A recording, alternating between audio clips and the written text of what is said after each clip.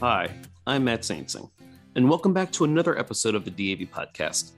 Just a reminder, you can find all of our podcasts on Apple iTunes, Google Podcasts, Spotify, and Stitcher. Make sure you're subscribing to never miss an episode, and while you're there, go ahead and rate us generously. And if you know of a veteran who may enjoy this podcast, we hope you'll share.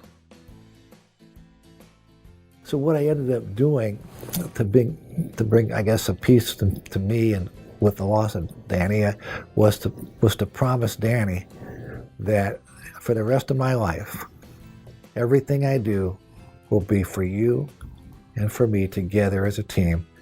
For some veterans, there are life-changing moments in service that influence the rest of their lives, whether it is enduring a grave injury, living with the invisible scars of battle, or the loss of a friend.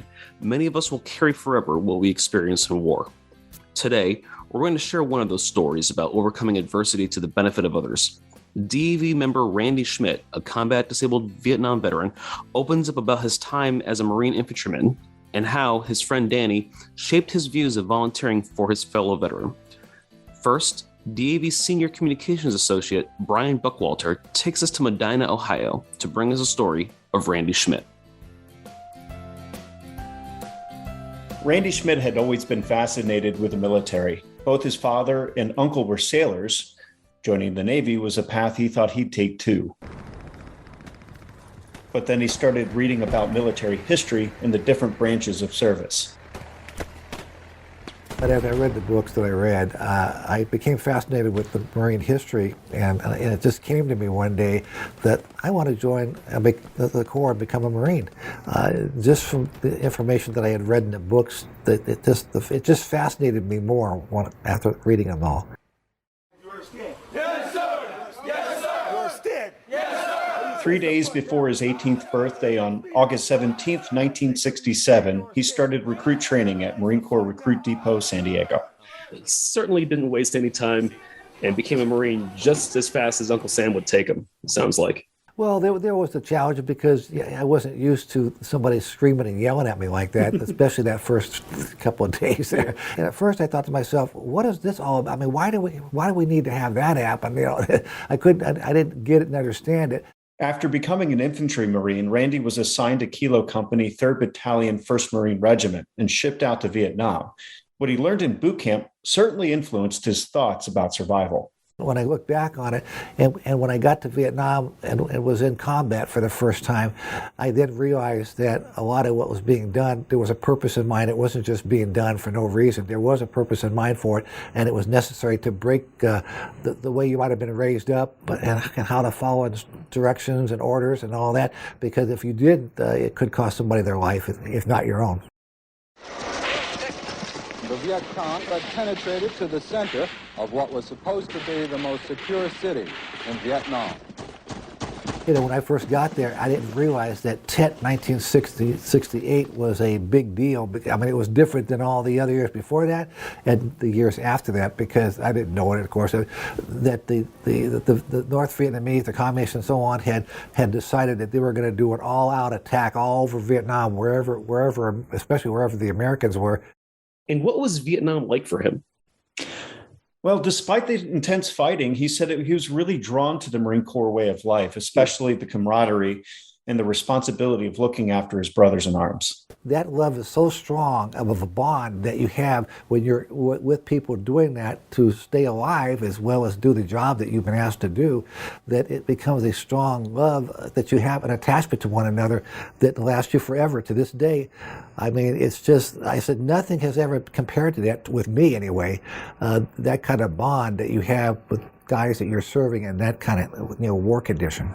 And one aspect of warfare is the camaraderie of the person on your left and on your right. So who did Randy connect with the most?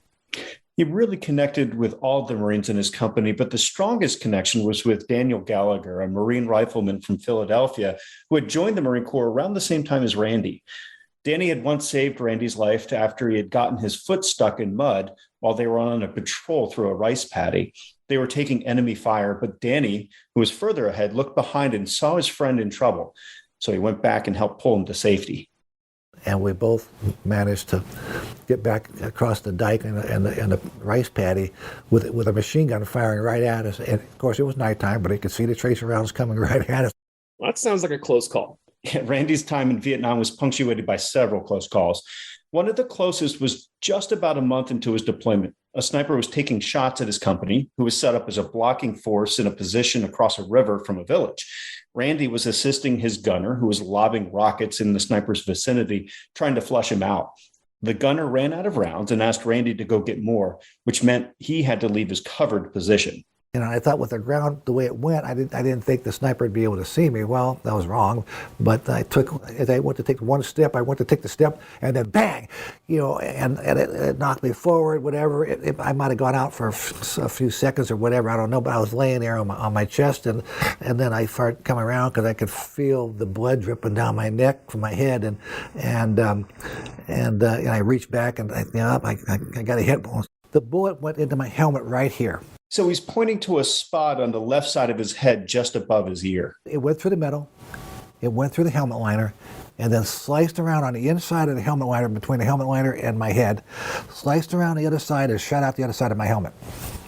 Now, if you saw the outside with the hole on one side, the exit hole on the other side, you would think the person has to be dead because, the holes line up. Haywood Riley, a platoon sergeant who was in the same company as Randy, remembers the incident. It just went right around. It looked like he shaved his a furrow right around his head.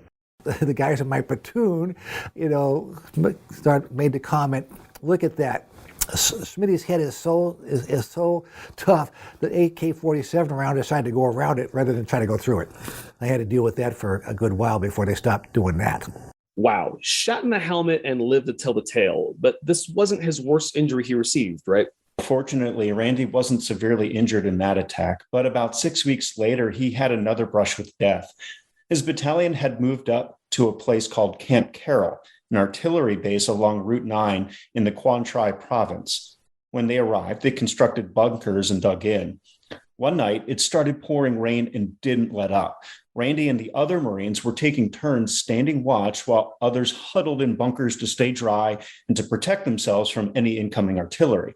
When Randy's watch was over, he headed into a bunker to rest. I think what happened was the rain had messed and, it got so muddy and everything, and the sandbags probably got loose. I think a round either hit very close or the bunker. And when it did, it caved it in on him. All of a sudden, I woke up. I felt like the wind had been knocked out of me, but I couldn't figure out what's going on. So then I went to move my arms, and then I realized my arms were trapped because I was buried by all these dirt bags. I had buried and was pushed against the wall. Once I exhaled, I couldn't inhale because all that weight was on me, and I couldn't inhale.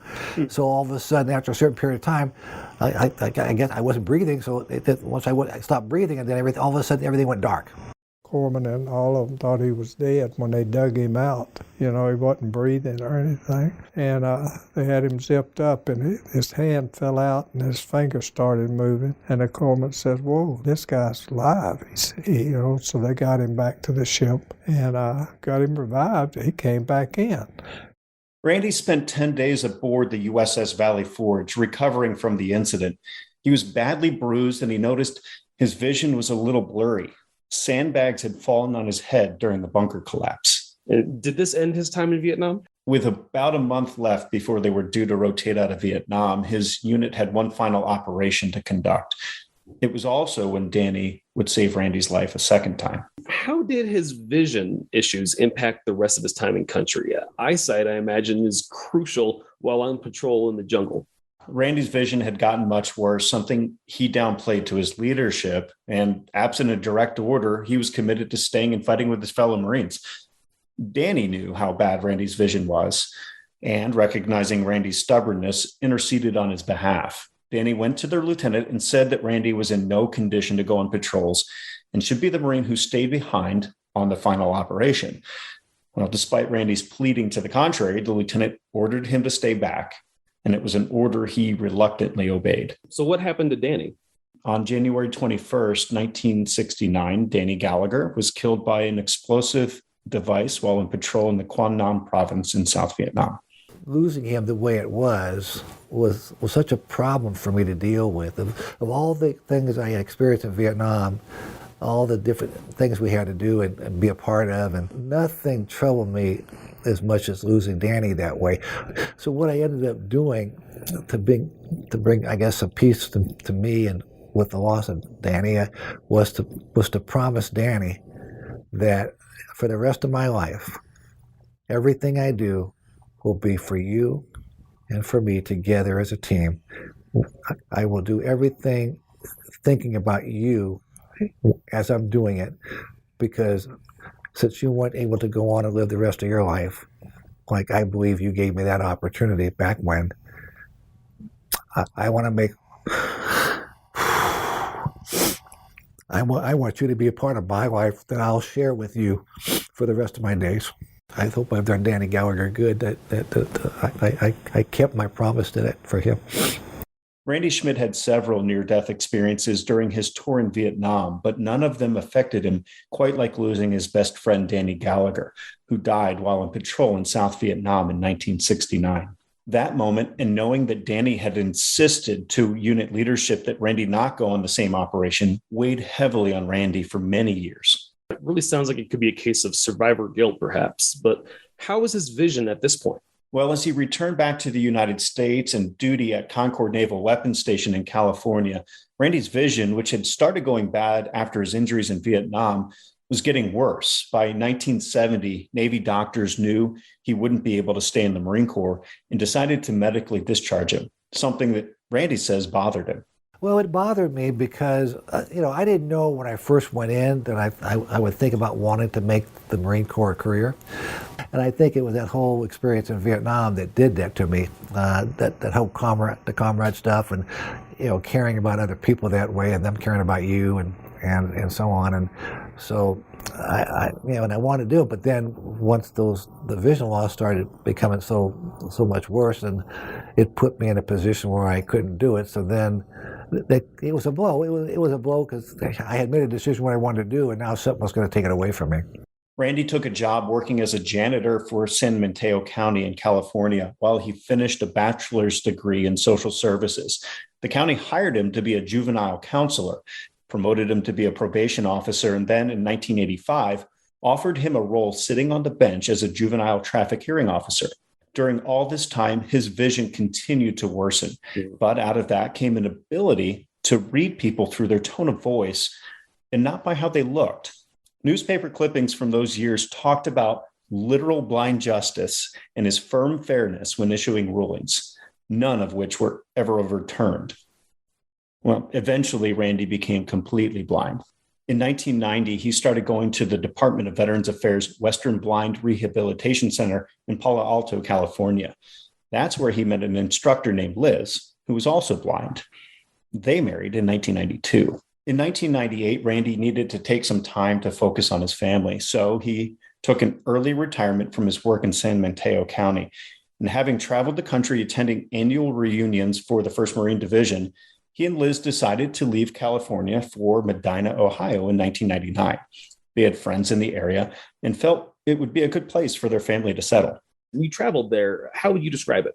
It's a quintessential American city. Even with a population of almost 26,000, it retains really a small town feel with the tree-lined streets, the gazebo in the public square, and patriotic decorations hanging from streetlights. The county's Veterans Service Office has a Vietnam Veterans War Memorial. The Ohio Western Reserve National Cemetery is just up the road. And DAV Chapter 72, which Randy goes to, meets at Medina County Veterans Memorial Hall the second Tuesday of the month. And this is where Randy really began ramping up his volunteering, right? Yeah, and he was recently retired and got connected with DAV and started going to chapter meetings. Before long, you could find him marching with the American flag at nearly every parade in the county, serving as part of the honors detail at the Veterans Cemetery, and participating in DAV's Forget Me Not campaign, its mobile service office, and the annual Veterans Day Golden Corral fundraiser. As long as he had a ride, Randy was there. Sometimes hard to remember that he's blind.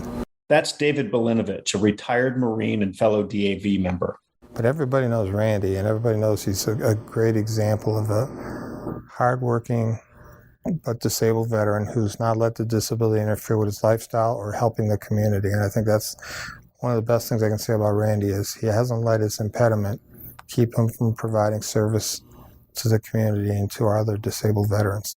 Randy got involved in other events too, like the National Disabled Veterans Winter Sports Clinic, co-hosted by DAV and the Department of Veterans Affairs. He whitewater rafted, he went on church mission trips, and he golfed. And he even got in touch with his old platoon sergeant from Vietnam. Yeah, when Haywood Riley also moved to Medina, he got involved with the local DAV chapter too.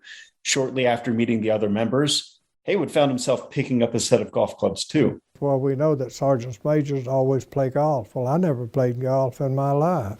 And they had paid for this thing to play in a scramble. So they said, you're playing golf this Saturday. Randy was on the team. He gets out there, and I'm wondering, well, okay, I'm playing golf with a blind man. This has got to be good.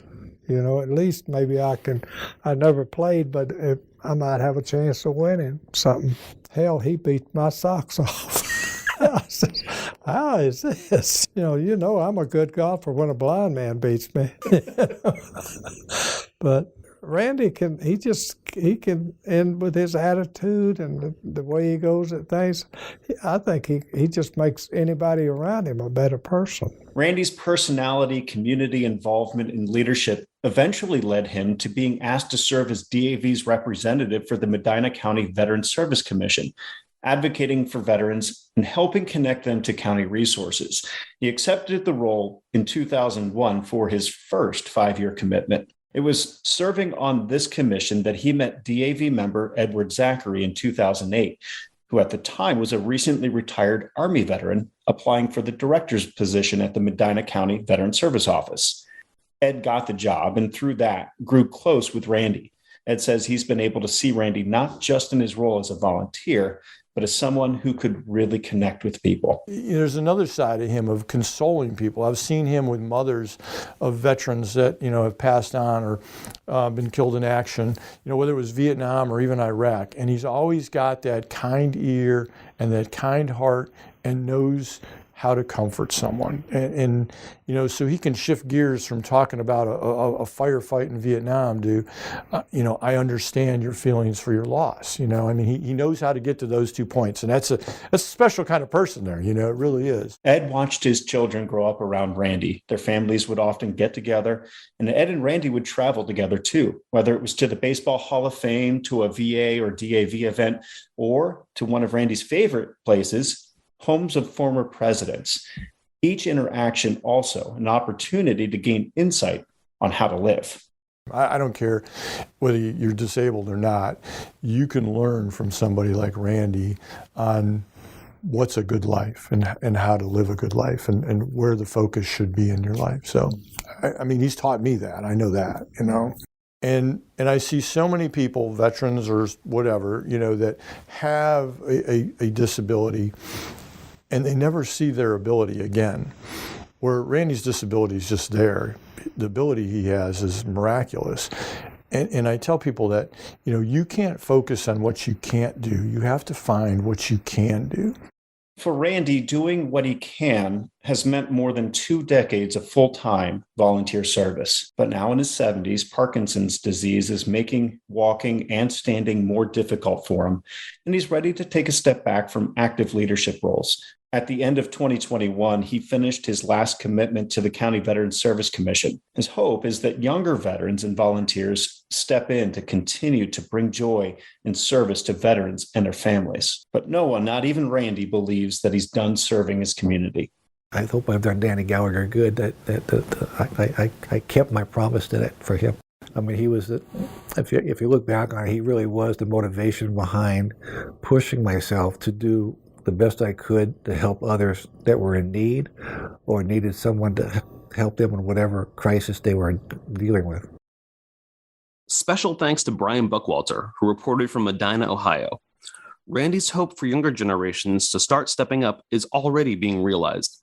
His replacement on the Veterans Commission is a fellow DAV member, Victoria Olson, who served as a Navy corpsman during the most recent conflicts. She's also the first woman to serve on the commission. If you enjoyed this episode, feel free to subscribe and maybe tell a friend about it. Again, we can be found on Apple iTunes, Google Podcasts, Spotify, and Stitcher, as well as dav.org/podcast. I'm Matt Saintsing. Until next time.